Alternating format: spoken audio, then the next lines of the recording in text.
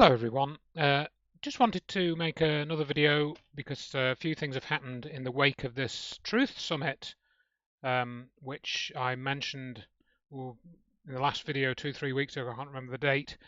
So what happened was Elsa Scheider, she organised this event. You can find the details here, or online event, and she interviewed 21 people, one of whom was myself. And then she did a final panel, which you can watch here. And that involved, I think, 11 people for most of it, and a couple of people had to drop out. And as you can see in the image here, I'll just try and refresh this because for some reason it's gone into low res.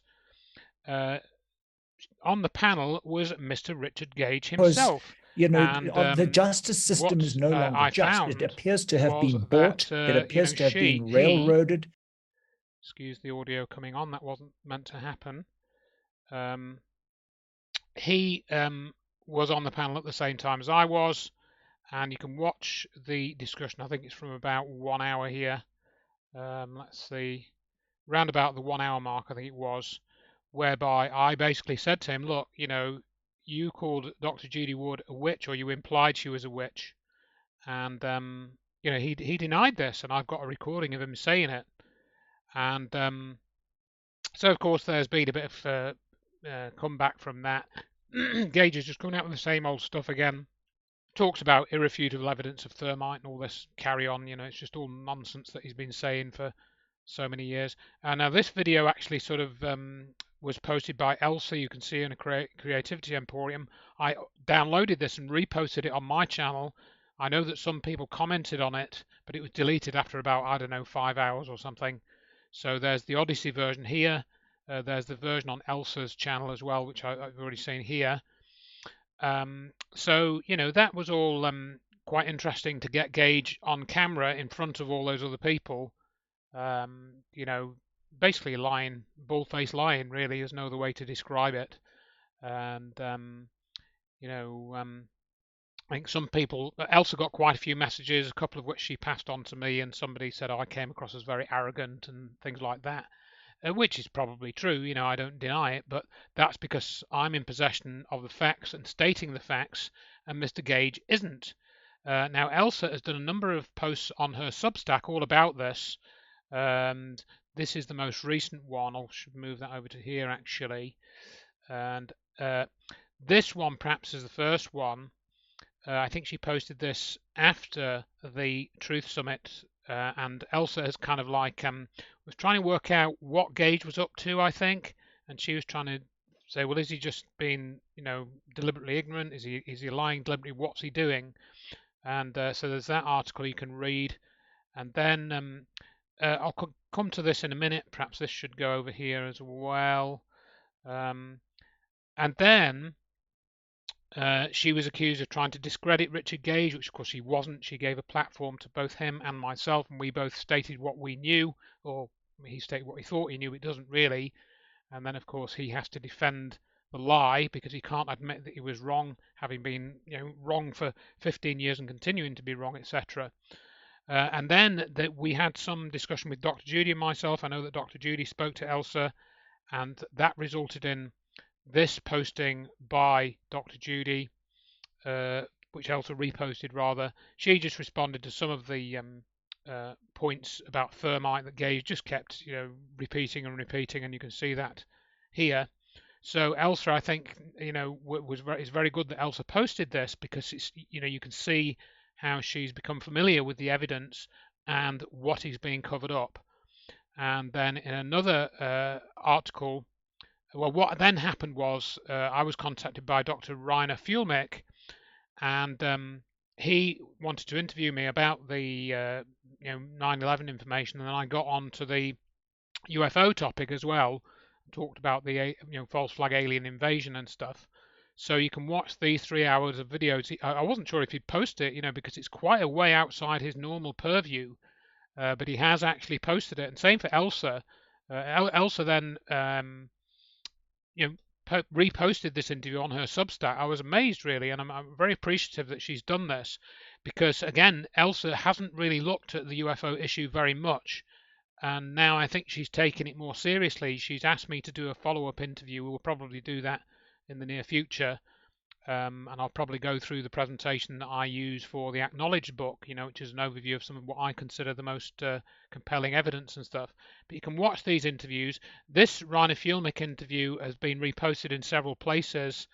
I'm not sure. Is this this might be Ole Damgaard's Substack. I'm not sure who this is, but it was reposted here as well, and Elsa sent me this.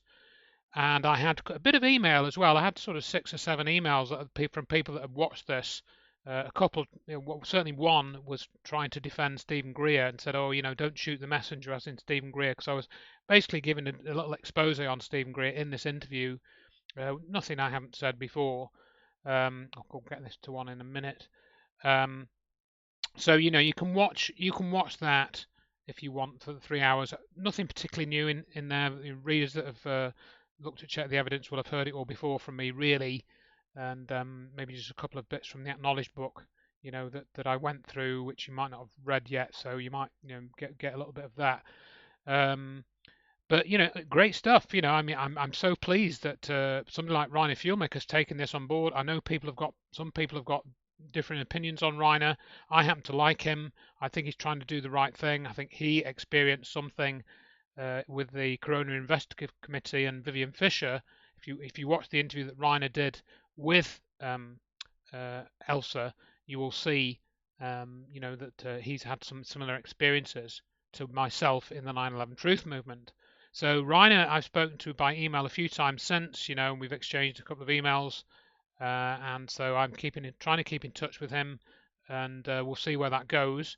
The other day, Rainer sent this around. I wanted to comment on this really, because this was a short interview. I think it's like 20 minutes or something. I'm just going to play that briefly. Potentially with all of the Yeah, it's like 20 minutes. So he has posted that, and this is with Stu Peters. Now, it's okay, it's a summary, but at the end of this, Stu Peters, I'm worried about, because he calls for capital punishment, which I don't agree with, and he wasn't, but I mean, maybe it's in keeping with his character, because he says in this video that he was a bounty hunter, and at the end of this, he advertises this, I think you'll see it here somewhere, this holster, I mean, he's obviously promoting gun usage and stuff here somewhere. This holster, this was it, and that he said he's used this and it fits any gun or something. So I was a little bit apprehensive that was being connected with Rainer and Rainer's interview and stuff, and obviously the call for capital punishment of the people that have pushed the COVID narrative. Again, people have different views, but make of that what you will.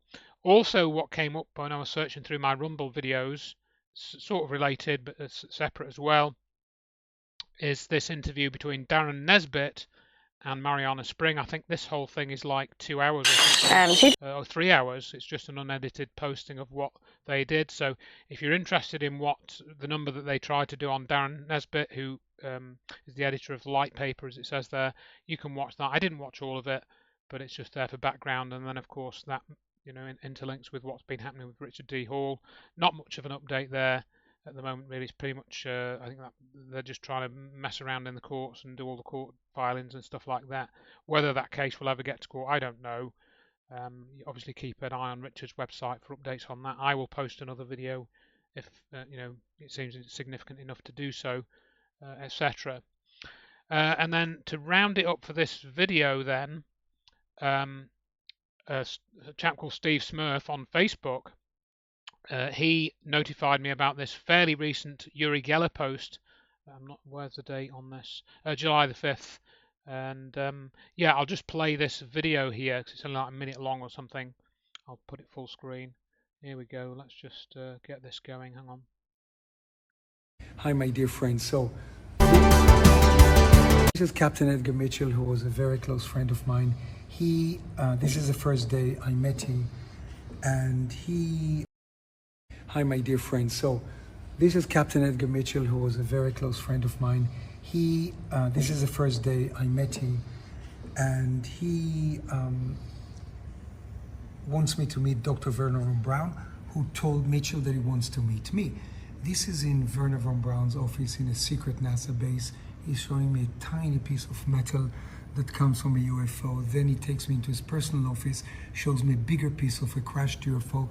Then he leads me to his limousine. That's his driver, and we drive towards a concrete building. He takes me down 3 flights. He wants me to put on a warm Antarctica coat. He does the same with a NASA logo. And then we walk into a refrigerator room. I want you to look at this very carefully, very carefully. Some people say, it's not real, it's a fake. I believe that it's absolutely real. I've seen them with my own eyes. That's as much as I can tell you. That's what I've seen in the refrigerator room. Some are bodies, maybe some are alive. We're communicating with them. Anyhow, they exist.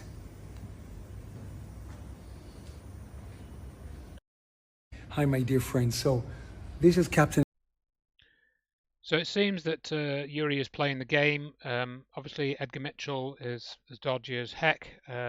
You can look at my Secret Space Program book for the chapter about Mitchell, and where he threatened Bart Sabrell, and he threatened Bruce De Palma, and he admitted he worked for the CIA. So I think, obviously, Geller has worked for the CIA, he's worked for Israeli intelligence. So, he's just spinning the thing. It's the first time I've heard of this Wernher von Braun story of meeting him. He does appear to have pictures of that.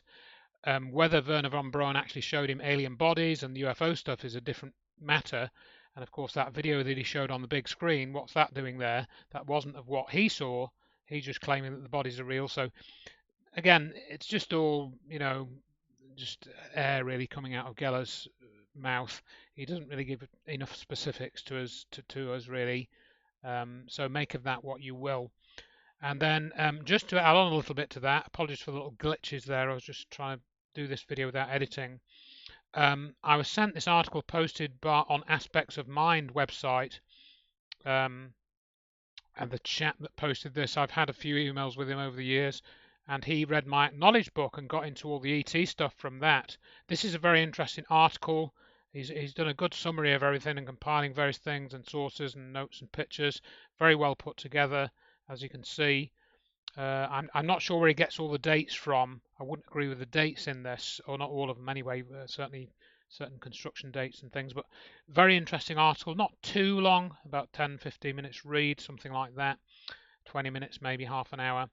I'm not sure of all the connections he makes, but what's interesting at the end, and I mean, you should look into this blog and look at it carefully, this website rather, because he after he's gone through all this evidence about the Nomo, the Anunnaki, the ancient alien stuff, and the Nordics and meeting with Eisenhower in 1954 and all of that, he goes into all of that in a little, not that much detail, stuff that I've covered myself and I think is legitimate, and he references my book once or twice, and another post where he talks about the Star Child skull. He sort of accepts that as real, as do I, as evidence of some type of real alien. But then he finishes up with this practical application of what he's written above. Practical application of the above wisdom, he mentions Wilbert Smith and stuff, can be defined as National Socialism. From the recent post, The Christ Con and Its Cure, with reference to an article by D.J. Noble, Nature, Paganism and National Socialism. And he says, paganism and National Socialism are one and the same. They dovetail into a perfect union. Paganism is a spiritual counterpart and natural ally of National Socialism. A return to our ancient pagan spirituality and correspondingly adopting National Socialism as the social and political path forward is the absolute best solution to our existential crisis on Earth. I mean, I was surprised to read that. I will say that. I mean, I certainly don't agree with that at all. To me, it's more to do with shamanism, Gnosticism, the inner journey, and all of that. That this really forces one into. So, kind of like what I've said to other people before. Same set of evidence, and two people can draw diametrically opposed conclusions, really, I suppose. But I'll let you read that if you want to. It's quite interesting, very well referenced and stuff, and an interesting website. Make of it what you will, though. And I will leave you with those thoughts for now. Thanks, as always, for watching, for your support. Do share the videos, 9/11 stuff, and so forth. And I look at your comments when I can. And let's hope this video doesn't get the chop. So all the best, everybody, and I'll talk to you again very soon.